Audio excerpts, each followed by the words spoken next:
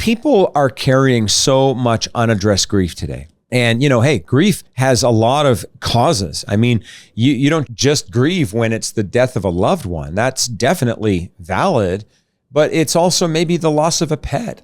Maybe it's the loss of a job. Maybe it's the loss of a relationship. Maybe it's that you have had so many things in your life take over and you've just lost control. And, what I find is we have to let go of the pain of the past in order to step into the new opportunity that's in front of us. But if we're constantly holding on back here, we're never going to embrace the new up here. And so if you want to make sure that your transition is a treasure rather than a trauma, you've got to look behind and see your grief. And you've got to deal with your grief in such a way that leaves you feeling better than you were dealing with it before. In other words, let go.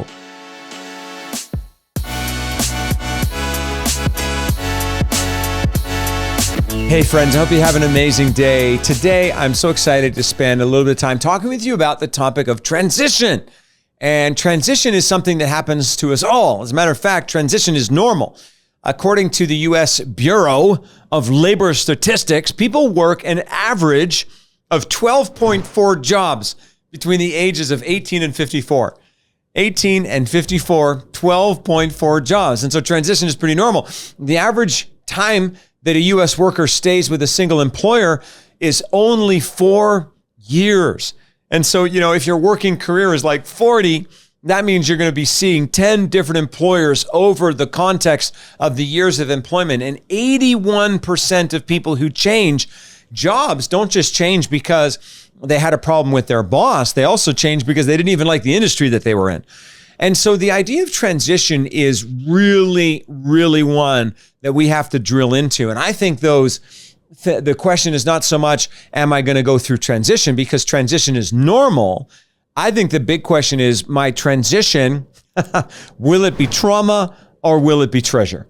I think that's the question. Because at the end of the day, you're going to experience transition. It is what it is. I wish I could wave a magic wand and just stop everything, but you and I both know it doesn't work that way. The question is more so, will the transition that I go through in my life have me transitioning in a healthy way? Or will the transition that I go through in my life take me down a very difficult path? So I want to talk about transition here today and how you can make your transition a treasure rather than a trauma. So here's the first thing that you got to do to make your transition a treasure rather than a trauma. Number one, you've got to look inside.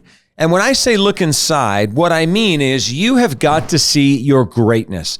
You've got to see your greatness. Did you know that there is greatness on the inside of you? And I'll tell you, every time we go through a transition is an opportunity to expose the greatness that's already in us. But if you don't see that greatness, if you don't understand that greatness, if you don't elevate that greatness, if you don't embrace that greatness, then what will happen is you'll come to a place where you'll go through your transition and you will look inside and you'll see weakness. I want you to look inside and I want you to see your greatness in order to take your transition and to make sure that it is a treasure rather than a trauma. But the second thing that you got to do is you got to look outside. And that means you've got to see your group. Who are the people in your life who can support you as you go through transition? I was saying this earlier in another conversation today, that so many times we wait until we hit the very end of the line and then we hit the panic button. And rather than waiting for you in your transition to hit the very end of the line and then scramble for the panic button, why not be that person who gets proactive?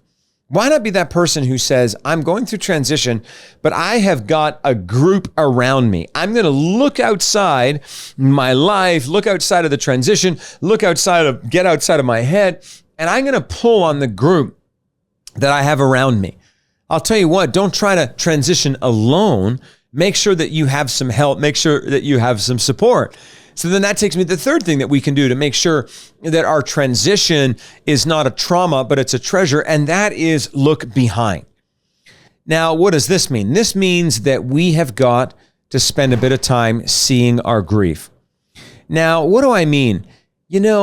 A lot of the time, how you enter a new door has everything to do with how you closed the last one. And, in my life, what I've discovered is I'm just so eager to get to the next door, into the next thing, into the next transition, that sometimes I'm not properly processing the events that led to where I am today. And so what ends up happening is I have all of this unprocessed grief, all of these unprocessed feelings, all of these unprocessed emotions that really just start accumulating. And so pretty soon what you end up with is this emotional suitcase that's just massive. It's too heavy even for you to carry. I mean, imagine a 100-pound person even just carrying their own body weight up a mountain. But imagine that same 100-pound person carrying 3-4 times their body weight going up that mountain. They're just not going to make it. They're going to collapse.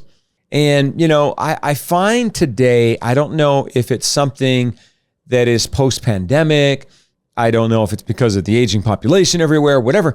But people are carrying so much unaddressed grief today. And, hey, grief has a lot of causes. I mean, you don't just grieve when it's the death of a loved one. That's definitely valid, but it's also maybe the loss of a pet. Maybe it's the loss of a job. Maybe it's the loss of a relationship. Maybe it's that you have had so many things in your life take over and you've just lost control. And, what I find is we have to let go of the pain of the past in order to step into the new opportunity that's in front of us. But if we're constantly holding on back here, we're never going to embrace the new up here. And so if you want to make sure that your transition is a treasure rather than a trauma, number one, you got to look inside and see your greatness. Number two, you've got to look outside and see your group, the group that's going to support you. But number three, you've got to look behind and see your grief. And you've got to deal with your grief in such a way that leaves you feeling better than you were dealing with it before. In other words, let go. After you deal with your grief in time, you'll start to feel lighter. You'll start to feel healthier. You'll start to feel more and more empowered. That takes me to number 4. If you're going to make sure that your transition is a treasure instead of a trauma, you've got to look below. And when I say look below, what I mean is imagine a person who looks down on the ground that they're traveling.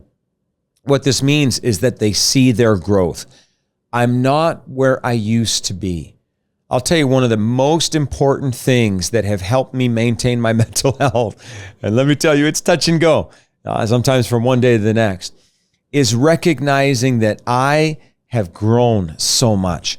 And the only way I see that is when I look below and I see all the ground that I've covered and all the new places that I've been able to go. I mean, look at your own below.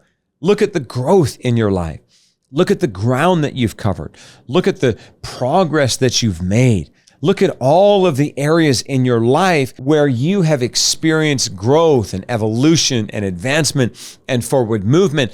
And if you remember that while you're in the middle of your transition, it will be far less of a trauma to you, and it will be far more of a treasure. I encourage you, look below, see your growth. That takes me to the 5th thing that we can do to make sure that our transition is a treasure instead of trauma, and that is to look ahead. In other words, you got to set your goals. Okay, now your life in the middle of transition may feel like it's going through a period of chaos, and it may feel like you're that little boat in the middle of a big storm. But as long as you continue to set your goals by looking ahead, as long as you stay focused, I'll tell you what, that's where the power is. I think so many times what happens is we expect that our dream, our destiny will just come to us easily. And so we stop setting our goals and we just hope that the drift and the storm of life will help us to get there. It won't. You've got to be very intentional, very specific about where you're called to go. And I'll tell you, that takes me to the last thing that I want to say about making sure that your transition is a treasure rather than a trauma. And that is this: you've got to look above. In other words, set your gratitude. I'll tell you what, there's nothing better in the middle of transition that you can experience than gratitude. That doesn't mean you're not in pain from the loss. That doesn't mean that you're not in pain because of the change. But the idea of gratitude is that it becomes an anchor for your soul. It keeps your emotions and your mental health in a place where there's stability. When you lose your gratitude, I can promise you, you will see a decline in your mental health. But when you maintain your gratitude, you'll actually see your mental health go up. And so why am I saying all this here today, friends? Because I know that many of you listening to this video are going through periods of transition. Might be in your life, might be in your relationships, might be in your business, might be in your home.